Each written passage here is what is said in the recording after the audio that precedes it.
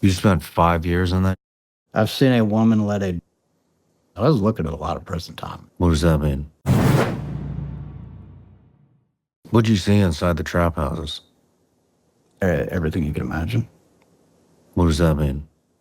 I've witnessed murder. I've witnessed attempted rapes. I've witnessed overdoses.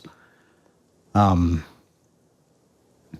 witnessed people do unimaginable things that even with my background and experience can't wrap my mind around for a hit of dope. Crack in particular. Like what? You won't want to air it if I tell you. I've seen a woman let a dog for dope.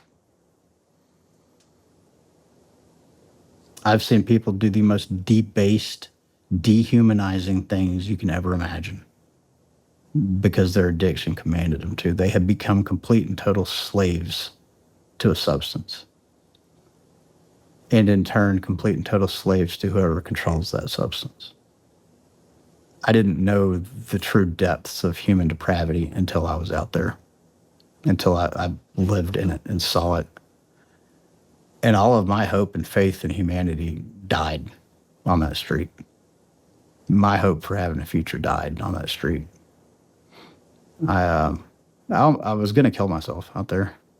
I was interrupted and then ended up in handcuffs again. How are you going to do it? With a knife. I was just going to cut my own throat. It was the only way I could do it. Because I refused to touch heroin after I got arrested. I would not go back to it. I was still smoking crack, but I refused to touch heroin. And I was afraid that if I tried to overdose, because that's once you've shot up heroin, there's no other way to kill yourself. It's an embrace from God. Like, it's a painless way to go. My fear was that because my tolerance was so high, I would try to kill myself, and I wouldn't, and I would end up addicted again. And I would rather die than have that happen. And so I was going to cut my throat with K-bar.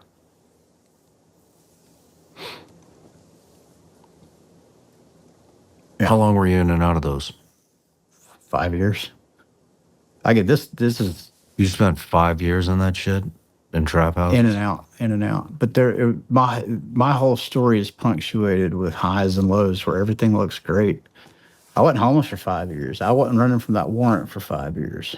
But all in, I was battling South Memphis for 5 years. That run stopped when they found me on that warrant. And, we were talking about God winks. I feel like this was a missed God wink on my behalf. But maybe not, because if I'd taken it, I wouldn't be sitting here with you today. Veterans Court refused to take my case. I did serve long enough to be eligible for Veterans Court. So even though I don't get like VA benefits, I was eligible for that. They wouldn't take my case because of the gun charges. They were convinced the feds were going to come after me. Now, I knew that wasn't the case because I legally owned the guns and I wasn't actually selling drugs. So I had faith that justice would prevail. But the drug court judge heard about my case and decided to take a chance on me. And he told me that if I would sign up for his program, he would send me to rehab and he'd pay for it. And I jumped at it. And so after spending 2 months out there in the traps, that run, I was actually excited. I thought, things are going to be better. And he sent me to rehab. I spent 54 days in there. And I was serious about it. I wanted to be clean. I did not want to go back to that life at all. I graduated the rehab program and got off to a fairly good start on drug court. I think I got released back into the free world early November. And I made contact with Aaron. I wanted to get back into kids' lives. And because this just hit them completely out of the blue. Like, they didn't see any of this coming, So from July to November, there had been very minimal interaction with my kids. They didn't know what the fuck was going on. Or I don't know what they knew. Let's put it that way. And, Erin had filed for divorce. Her attorney told her it would help her if she got a restraining order against me. And so she did that. And they served me with it in the middle of drug court in front of everybody on my birthday. Like, that was humiliating. Mostly because I've never laid a finger on her. I've never threatened any of them. I've never, made her be afraid of me or the kids or any of that. But she had to attest that I've done all of those things on this piece of paper. So I did what any good addict would do, and I went and got high over that. Now, when they released me from rehab, they court ordered me into Rebo's, which is a halfway house in Memphis, sober spelled backwards.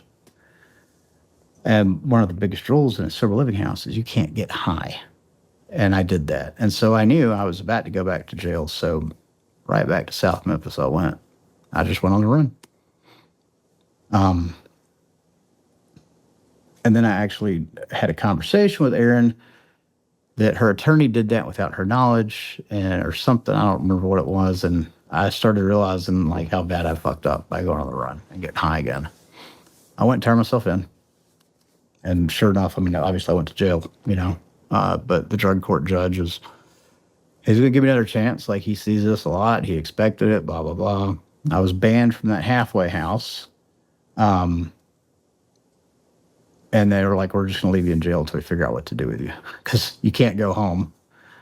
You can't go back to the halfway house. We don't know what to do with you. And so I spent my birthday, or not my birthday, I spent Thanksgiving in jail. They kept me. God, they probably kept me a month that time with no bond. Like, there's no hope of getting out. You get out when the judge says you can get out.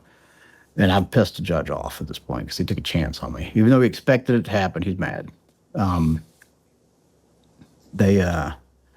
They finally let me out December 17th, and I'll never forget this. That day in court, because the jail backs up to the courthouse. It's literally like underneath the court, kind of. So they took me into the courtroom from jail. And this guy named Brian Owens comes up to me and asks me, he's like, you tired of living like this, dude? I was like, yeah, I'm really tired of living like this. And he looked me in the eye for a minute. He's like, you don't have to. And I don't know why that simple yet incredibly profound statement hit me like a ton of bricks, dude. Like, I started bawling like in the middle of court. Like, it was weird, but it just hit me. So, because I could tell by the way he said it, this guy that I'm just now meeting for the first time, in the way he said that, I could tell he's been where I was. He literally where I was. I come to find out later, he had been standing on the other side of that wall years ago as a client in drug court, and today he works for that court. But I could tell this guy knew something.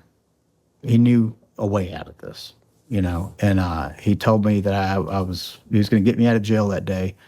And then he wanted me to meet him at a Narcotics Anonymous meeting that night. Now, I'd been to NA back in California, but I just used it as a place to pick up chicks. Like, I didn't pay any attention. But I would do whatever I had to do to get Brian to get me out of jail. And I would do whatever I had to do to not live that way anymore. And I meant it, like, with every fiber of my being. I meant that shit. I was dead set on, I'm going to do this. And so he got me out of jail. I found out after I left the jail that day that the judge was dead serious when he said, I can't go home and I can't go to the halfway house. But they forgot to figure out what to do with me, so I had to figure that out, which I'm sure was 100% intentional, right? They wanted to see what I was going to do. So now I'm a free man, and it's the middle of December, right before Christmas, and I have nowhere to go. I'm on the streets. Am I going to fuck up or am I going to do right? And I think that's what they were trying to figure out. And I did right. I got with my dad and got into an extended stay motel. I went to an NA meeting. First time I ever saw her. And I was serious about doing it. And I decided I wanted to try to fix things with Erin. She's the mother of 5 of my kids, and divorcing her was something I could not wrap my mind around. No matter how bad she wanted it, she spent all those years thinking I was the one for her, knowing the problems that I had, and here we are with the problems front and center. What are we going to do? I had that conversation with her. We decided to reconcile. And so I think it was Christmas Eve of 2014, I moved back into the house with her and the kids. Which in hindsight, it's a terrible idea. Did you blame her for the restraining order? Were you upset about that? I was upset about it. I was hurt more than anything. I didn't blame her for the relapse. I will never blame anybody else for that. I make my own decisions. And when I choose to go get high about something, that's on me, not them. When we went to court for the restraining order, because the way they do these things, they'll issue it just based on the word of the woman. And that's good. I'm glad they do that. And then you have a hearing about it to decide if it's going to stand or get tossed out. And when we sat down in the courtroom, they start asking Erin all these questions like, when did Mr. Owen strike you? When did he do this? And she's like, no, none of that ever happened. And the judge is basically like, well, then you can't have a restraining order. What are we doing? And so it just got like, what I was afraid of was that Erin was going to lie and say I had, put my hands on her or something, which nothing like that ever happened in that marriage. Were you sharing needles? No. Never, not once. In fact, this is one of the reasons I was able to hide it so well. I was the worst person I knew. I didn't have friends. Do you think you put your family in danger? Yeah, I definitely put them in danger. There's no doubt about that. So how could you blame her? I don't. Yeah, I don't blame her at all. In fact, hindsight being 2020, I wish she hadn't let me move back in. I had no business being around my kids right then at all, or her. I didn't deserve to be sleeping in that house that we had worked to pay for together. Yeah. 1,000 things could have gone wrong. Well, something must have went wrong. Yeah. Yeah, I don't handle guilt well. Never have. I drink at guilt. I always have. And I don't think things were meant to work out between me and her. Too much damage had been done. And it was a terrifying thing to try to accept that, because you start trying to think, how am I going to raise a family with her? With the exception of this 10-month period, all things considered, I've been a pretty stellar dad. Outside looking in. Now you know that that's not true because you've heard all the fucked up stuff that I was doing, but I was still telling myself the lie that I wanted the world to see. And I'm trying to figure out, how am I going to raise these kids in a broken home now? What's going to happen with my cases? I was looking at a lot of prison time if I fucked up drug court. No matter where you're watching Shawn Ryan Show from, if you get anything out of this, please like, comment, subscribe, and most importantly, share this everywhere you possibly can. And if you're feeling extra generous, please leave us a review on Apple and Spotify podcasts.